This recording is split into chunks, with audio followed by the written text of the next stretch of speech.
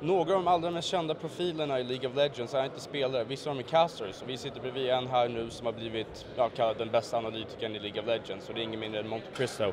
Hello MonteCristo. Hi, I have no idea what you just said. Oh, I just said the worst kind of stuff you could ever imagine.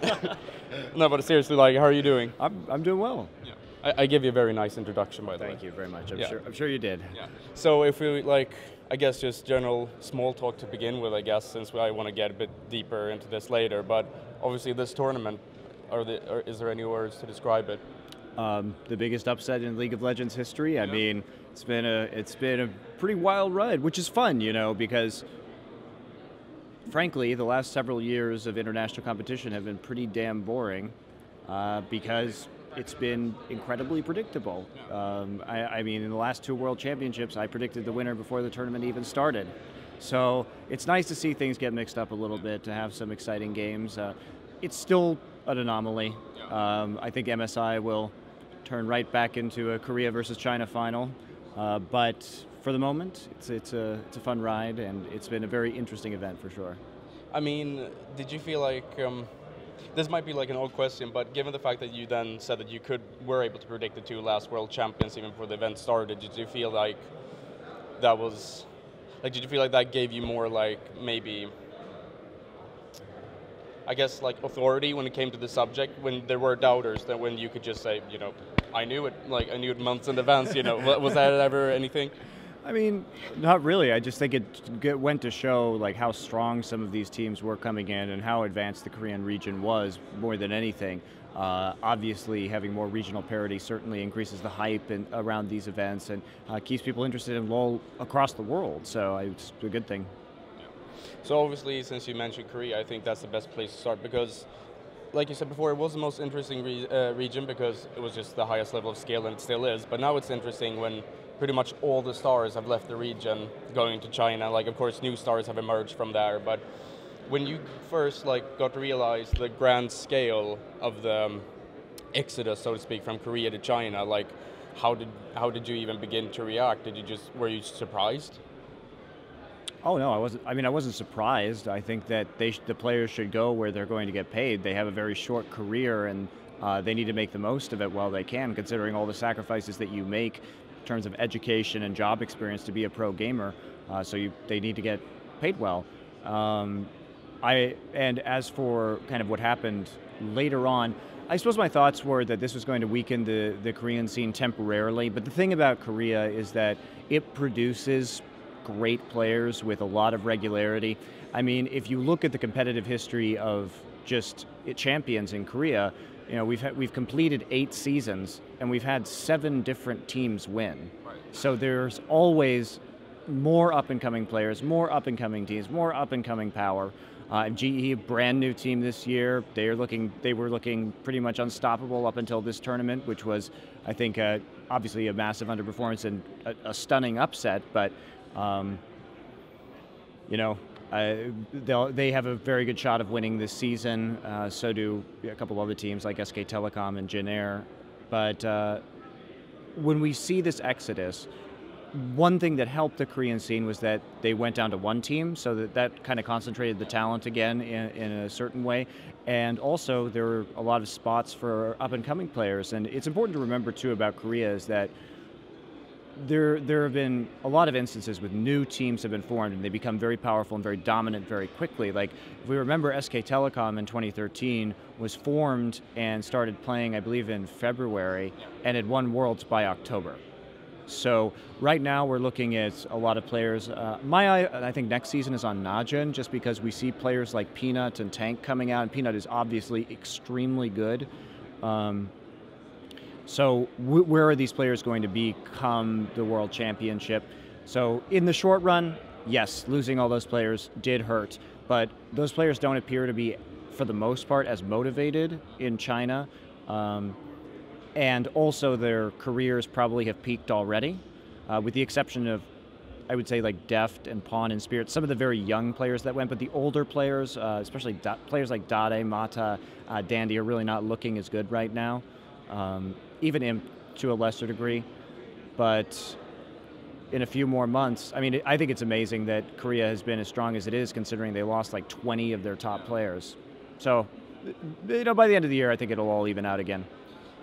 League of Legends is obviously like the next cultural phenomenon in esports in Korea, at least, because Brood War was the obvious like predecessor, and there, the biggest players, they had their legions of fans. They were genuine idols, and I mean, it was obvious then, even when they switched to StarCraft 2, when they didn't perform as well, that less fans started coming to the events and all that stuff. So I mean, did you feel like a similar effect when the new season of Champions started, so to speak, where you didn't have the Defts, the Madas, all those players? Did you feel like, did the public lose interest in some way until the new top team and players had established themselves? I think that there has been a little dip in terms of the interest, which is to be expected because all the personalities and the major players that people were fans of left the scene. They're developing new ones. There have been some theories that I've heard. I'm not sure I believe them, but some people have said that if Faker had left, LoL would be dead in Korea. I don't think it's that extreme. Obviously, it would be much worse, but there's still players that are fan favorites, and are like a player like Peanut is getting a lot of fans very quickly for his play style and his on-camera presence, his kind of cocky attitude. So it's sad to lose Kakao and how fun he was, but there'll be new players. So for the moment, though, I would say just in general, though, my perception is that League is kind of plateauing in terms of popularity, not only in Korea but around the world at this point. So I think we can sort of expect it's still going to be around for several more years, but we probably should be thinking about a pretty slow decline at this stage, and that could be part of it as well, not just the fact that the players left.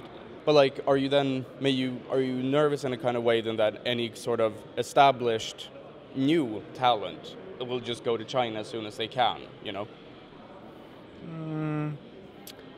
I think it's pretty clear that the Chinese bubble is going to burst soon. The thing about what's going on in China right now is that a lot of these players have received these mega contracts because of the fact that it's not like in the West where Twitch sort of has a monopoly on streaming. You have all these different competing streaming platforms in China, and they're all trying to sign the talent, which has massively inflated the salaries of players because they're kind of at war with each other, and they're trying to drown out their competition. But there isn't a return on these salaries, especially when you look at advertising in the Chinese market is not very lucrative because even though you can get a lot of people, the average income is not very high. So per person in terms of advertising, you get a lot more money in obviously America or Europe or places like that. So I have a feeling that this is all going to come crashing down to earth probably by the end of the year, and that player salaries will normalize. Will some of the players still go to China? Probably. Will some of the players come back to Korea? Some of them will. But I don't see this as probably a thing that's going to happen long term, which is this just constant, exodus of Korean players. I think that was very specific economic circumstances that led to that happening this year. Do you think that that entire attitude then that drove the players out of Korea has changed at all, or is it still because obviously the players themselves didn't feel like they were getting, maybe they didn't get the benefits that they felt that they deserved. Has that attitude changed at all in Korea, if you happen to know? Well, I think that some players, like Faker, Gorilla didn't want to leave. There were players that had offers to go to Chinese teams that turned them down. So I still think it's an issue that the players need to be paid more in Korea, that's for sure. But at the same time, a lot of the attitude in Korea is, well, we just make our money by winning worlds or placing well in international competition. So there's that aspect to it as well. Obviously then, the restructuring of removing OGN champions and making LCK was something that obviously is set to maybe nurture new talent, and also making sure that all teams get their airtime and don't just go out in the first round. Do you feel like this is a step in the right direction? Yeah, I definitely do. Although as a viewer and as a caster, I appreciated the drama of the old champion system, and had we been able to run Champions and Masters simultaneously like we did for part of last year, I think that would have been the ideal scenario. But Riot didn't want that, so it didn't happen. And so instead, just having the league format I think you're right. It really does allow players to develop instead of playing 6 games and then being out for 2 months. So yeah, I think it will definitely help. Like, and it helps the teams too kind of figure out their identities, try out different combinations of players to figure out what works best for them. So I think it's just better all around. Okay then, so overall then, as we could see here at the tournament, it's many people said at first, like, oh, you know, best of 1 group stage, that's why Cloud9 was eliminated by Yowie, etc. And, you know, all these upsets, how they could happen, that was just a best of 1. But then, all of a sudden, you know, it feels sort of like seeing a team like World Elite beat GE Tigers in a best of 3, you know, it feels like you can gain so much more information from that, you know, from a series of games rather than just the one separate. So, I mean, do you feel like there's still like a genuine need to have like consistent tournaments with best of 3s more than just the best of 1 setting? Oh, absolutely. Best of 1 is such a volatile format for League of Legends, and I really don't like the LCS, that aspect of the LCS. Now the LCS I think is massively improved, you know, having best of 5s over 3 weeks, each team has a week to prepare, so you get into that space where you could properly do research for the other team. I mean, when I was coaching CLG, it was a nightmare to try and prepare for super weeks or to prepare for playoffs or anything, because you basically couldn't really adequately prepare for each opponent. And I don't like the best of 1 system just in the regular season. Would have rather just seen best of 2, each team plays each other once, which would have been the same number of games. So you could see some adaptation there. In this tournament, the time was a factor, obviously. I think that MSI's format of double round robin into top 4 best of 5 semifinal is really good. Yeah. So, but yeah, best of 1s are just, they're not a good way to play League of Legends, unfortunately. It creates, it's too imbalanced. It doesn't really give you the best teams, I think, at the end of the day. So obviously then, as we've talked a bit more about sustainability in Korea and like players moving over and that kind of stuff. Obviously, World Elite did okay here, and they have a mixed Chinese-Korean roster. And I mean, but how do you look at that overall? Since you just said that you still expect Korea to be the strongest region come Worlds. Like, do you see the Chinese-Korean rosters not working out? I think it's obviously just not an ideal scenario. If you have the right combination of players, we did see Royal do well at Worlds because they did play, they all seem to be on a similar page of kind of let's go in all the time, and their styles mesh well together. But I do think it's difficult to communicate complex ideas when you don't all speak the same language, and that is always a hurdle that these teams are going to have to get over. But if they have good enough players, then yeah, they can do it. It just makes it a lot more difficult. I mean, has there ever been any, and this might be like out of your jurisdiction, but has there ever been any reports of like, you know, Korean players going over and then like alleged mistreatment or anything like that? Because I know in StarCraft 2, a lot of the Koreans sign deals with European teams that may not actually, you know, end up holding up their end of the bargain or anything like that. So, you know, has there been anything similar in League of Legends? That was the concern. I have not heard that has actually occurred yet. I think that the Chinese scene has shaped up a little bit. We have seen some development over there in terms of less shadiness, and so I haven't heard about any of that bad stuff happening, really. Okay. You also mentioned a bit earlier in the interview about your coaching time. Now, like, we don't really need to get into like CLG or anything like that per se, but overall, in terms of coaching, would you ever want to do that experience again? For a lot of money. Like, the thing is, CLG asked me to move to LA and coach for them this year. And I said, well, like, that's a lot of risk for me because right now, I am in 100% control of my performance. You know, I can prepare for the casts. It's all about me. Now, I don't want to be fired because a bunch of teenagers screw up my plans or don't listen to me. It's just a very high-risk scenario, and at this point, I'm 28, at this point in my life and my career, it would have to be, the risk would have to be worthwhile. I enjoy coaching very much. I like working with the guys, but very risky, you know what I mean? Very risky.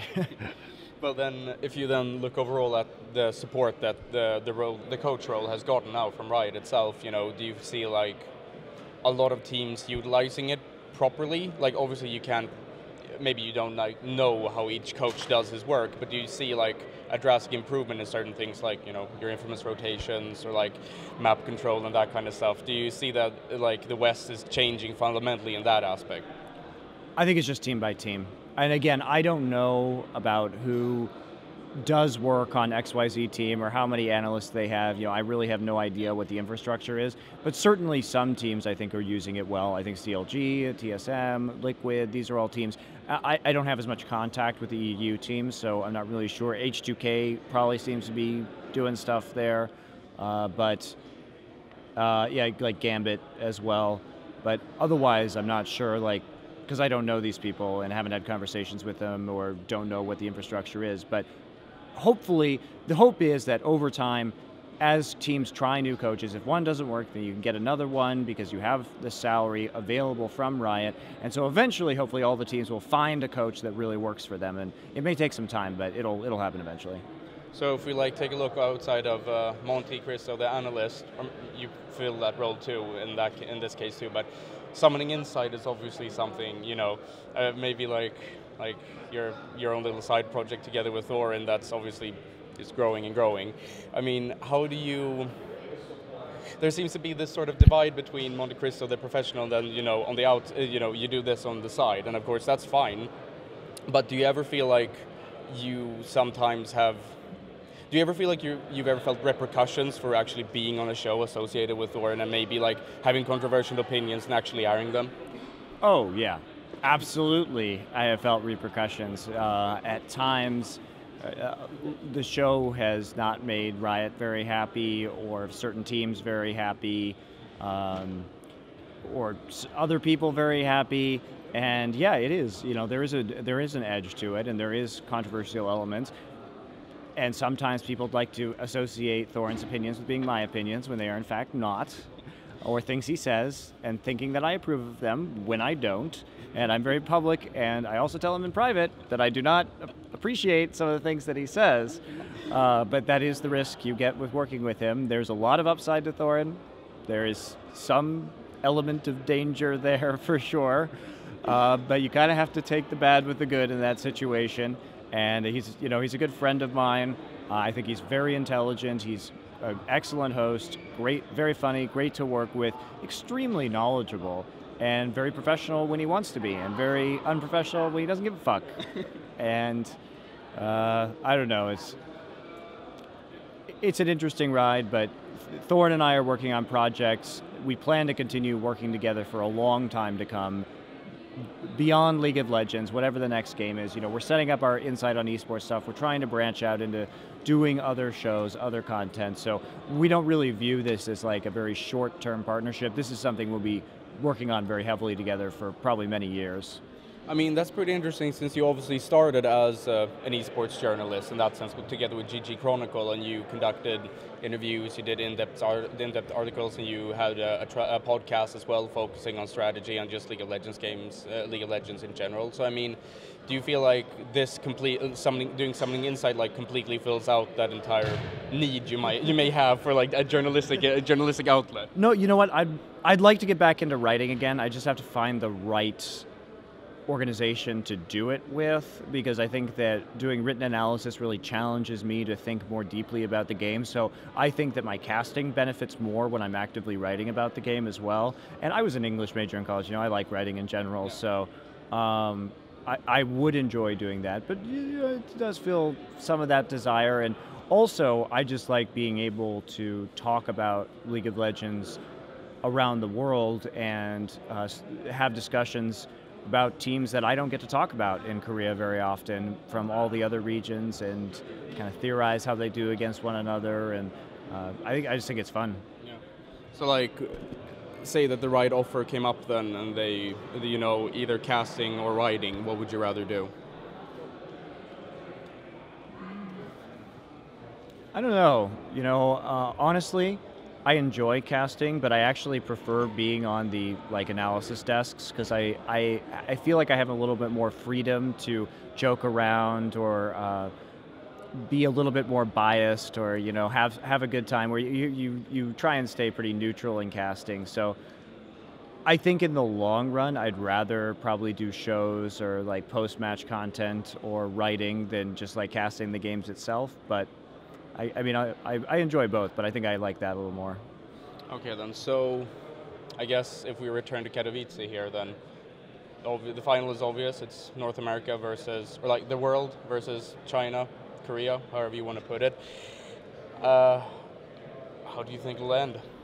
Well, right now I think TSM's going to win. I mean, we're sitting here right before WE goes up against Team Solo Mid, and I think TSM has a good read on WE. I think they played them respectfully, unlike the GE Tigers, and made adequate preparations. So I think they should probably take it, but WE is legitimately playing very well with their new players. They obviously have, especially their new mid laner, Gia, probably has some amazing talent in terms of, he's number one on the Chinese solo queue for a reason. He can outplay many, many people. And we saw that happen with Kuro, who's definitely not the GE Tiger's strongest member.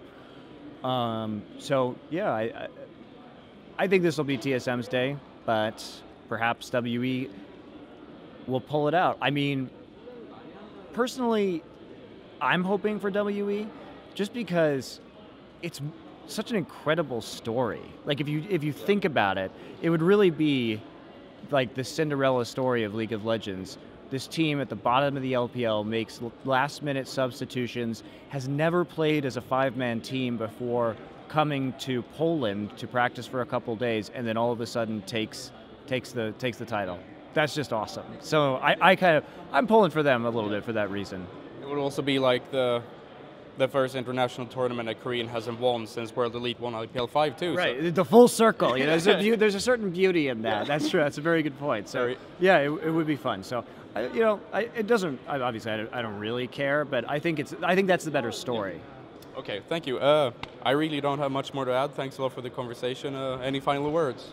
I just hope we have some good games, and thanks to everybody in Sweden. And it's been great doing this interview. And I hope I'll see you at the next international event, wherever that may be. Actually, unfortunately, it's in Tallahassee, Florida. Probably shouldn't go. Just watch it on TV. It'll be better.